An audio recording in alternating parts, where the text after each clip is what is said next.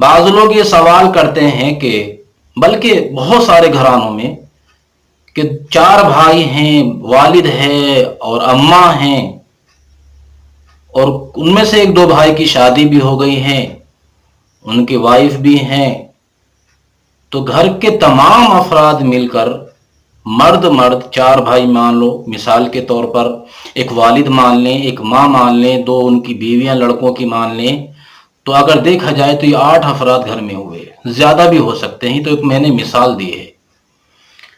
تو بہت سے گھرانوں میں ہوتا کیا ہے، بہت سارے میں نے اہل علم حفاظ اور مولوی حضرات کے ہاں بھی دیکھا کہ پورے گھرانے کی طرف سے صرف ایک قربانی، وہ یہ سمجھتے ہیں کہ ہمارا چولہا ایک ہے، کھانا ہمارا ایک جگہ ہے، رہن سہن بالکل اور کاروبار شرکت میں ہے، تو پھر ایک حصہ کیوں نہ کافی ہو۔ یہ مسئلہ بہت زیادہ گھرانوں میں پیش آتا ہے، توجہ سے اور دھیان سے سنیں۔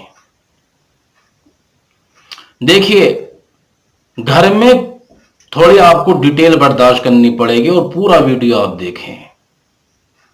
دیکھنا یہ ہوگا کہ گھر میں جو تمام افراد ساجھے میں ہیں، شریک ہیں، تو جس کاروبار میں وہ شریک ہیں، وہ کاروبار والد کا کیا ہوا ہے یا بڑے بھائی کا کیا ہوا ہے، یا بڑے بھائی کو والد سے میراث میں ملا ہے اور میراث کو تقسیم نہیں کیا گیا ہے، کسی ایک بھائی کو ذمہ دار بنا دیا گیا ہے، باقی ماتحت ہیں۔ تو اس میں اول نمبر 1 شکل یہ ہے کہ والد باحیات ہیں، زندہ ہیں، اپنا کاروبار کر رہے ہیں، اور ان کی جو اولاد ہیں وہ اپنے والد کے کاروبار میں سمجھ لیجئے اعوان ہیں، یعنی مددگار ہیں۔ خود ان کے بیٹوں کو اس میں تصرف کرنے کا کوئی حق نہیں ہے، کوئی ملکیت نہیں ہے، کوئی پیسہ بیٹوں کا والد کے کاروبار میں لگا ہوا نہیں ہے، ایک چیز۔ دوسرے، جتنے وہ بیٹے ہیں بالغ ہیں اور وہ کاروبار میں والد کے مددگار ہیں، لیکن ان کے پاس کسی بھی طرح سے اتنا پیسہ ہے کہ وہ صاحب نصاب ہیں، یہ دوسری شکل ہے۔ تو اگر والد کے ان بیٹوں کے پاس اپنا ذاتی اتنا کچھ نہیں ہے کہ جس سے وہ صاحب نصاب ہو سکیں، تو ان کے اوپر قربانی نہیں ہے۔ اگر ان کا اپنا اتنا ہے کہ جس سے وہ صاحب نصاب ہو سکیں، تو پھر ان کے اوپر قربانی ہے۔ یہ تو مسئلہ ہوا ذاتی ملکیت کا۔ لیکن سب کے اوپر قربانی تب نہیں ہوگی جب والد اپنے مال میں اس طرح سانپ کی کنڈلی مار کے بیٹھا ہوا ہے کہ کسی بچے کو، کسی لڑکے کو اس میں تصرف کرنے کا حق نہیں، یہاں تک کہ صابن، صراف، بیڑی، سگریٹ، گھر کے خرچ کے لیے پیسہ لینے کی محتاج اولاد اپنے باپ کی ہے۔ تو ایسی شکل میں ایک ہی قربانی والد اپنی طرف سے کر دے گا تو قربانی ایک ہی کافی ہے۔ یاد رکھنا اس تفصیل کو۔ والد کی بیوی یعنی بچوں کی اماں اگر صاحب نصاب ہیں، ان کی طرف سے قربانی الگ ہوگی۔ یہ بیٹے جن کے پاس اپنا کچھ نہیں ہے، اگر ان کی بیویوں کے پاس زیورات ہیں، یہ چوتھی شکل ہے، یاد رکھیے، اور وہ صاحب نصاب ہیں، اتنی چاندی اور سونا دونوں مل کر اتنا ہو جاتا ہے کہ 612 گرام چاندی خریدی جا سکتی ہے، یا ان کے پاس موجود ہے، اتنا پیسہ ہے کہ چاندی خرید سکیں، یا اتنا زیورات خود پہلے سے موجود ہے جو 612 گرام چاندی ہو جائے، یا تھوڑی سی چاندی ہے اور سونا 2-4 تولہ ہے، تو وہ کل ملا کر کے 612 گرام چاندی خریدنے کی ملکیت مان لانے کے لیے اتنا پیسہ ہے، تو پھر ان کی بیویوں کے اوپر بھی قربانی فرض ہے۔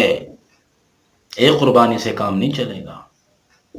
یہ تو شکل ہے کہ جب والد کاروبار کا کل فل حقدار ہے، مالک ہے، اور بیٹوں کو کوئی تصرف کرنے کا حق نہیں دے رکھا ہے۔ دوسری شکل یہ ہے کہ والد نے بیٹے کو کاروبار سونپ دیا اور بیٹوں کا اس میں کچھ بھی لگا ہوا نہیں ہے، بڑا بیٹا ذمہ دار ہے کاروبار کا، باپ زندہ ہے، تب بھی یہی سوال کا جواب جو کو تو رہے گا، اسی لیے کہ مالک زندہ ہے۔ لیکن اگر بڑے بھائی نے کاروبار شروع کیا اور اس میں ترقی کی اور بھائیوں کو ساتھ لگایا اور بھائیوں کو تصرف کرنے کا اس میں حق ہے، تو جتنا پیسہ یا کاروبار جتنی بھی ملکیت ہے اس کی رقم لگا کر سبھی بھائیوں کے اوپر تقسیم کر دی جائے گی۔ اگر وہ تقسیم کرنے کے بعد جتنا جس کو ملا ہے صاحب نصاب بن جاتے ہیں تو ان کے اوپر سب کی قربانی ہے۔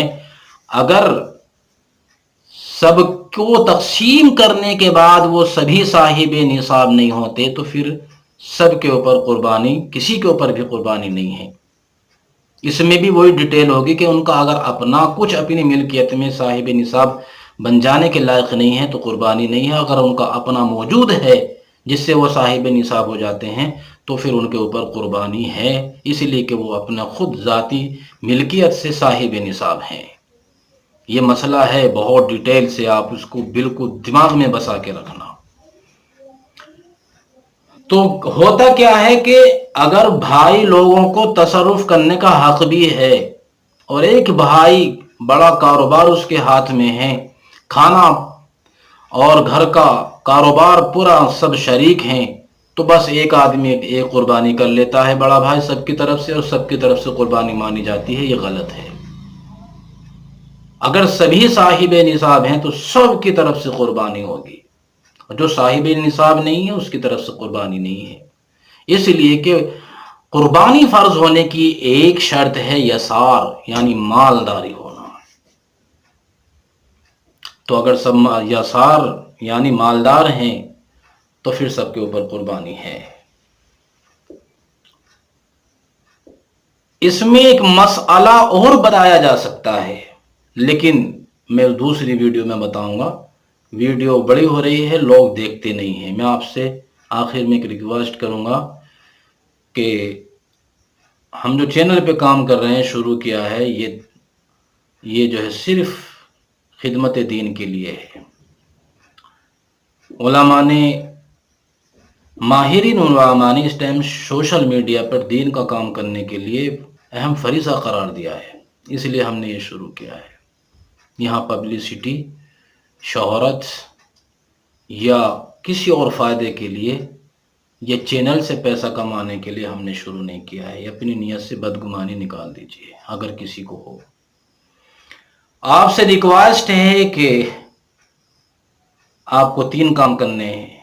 سبسکرائب بھی کرنا ہے، بیل آئیکن کا بٹن بھی دبانا ہے، اور لائک کا بٹن بھی دبانا ہے دائیں بائیں ہاتھ سے، یہ، اور کمنٹ بھی کرنی ہے، اس لیے کہ یہ چینل کے لیے ضروری ہوتے ہیں۔ اور میرے لیے دعا یہ کریں کہ اللہ تعالیٰ مجھے اخلاص عطا فرمائے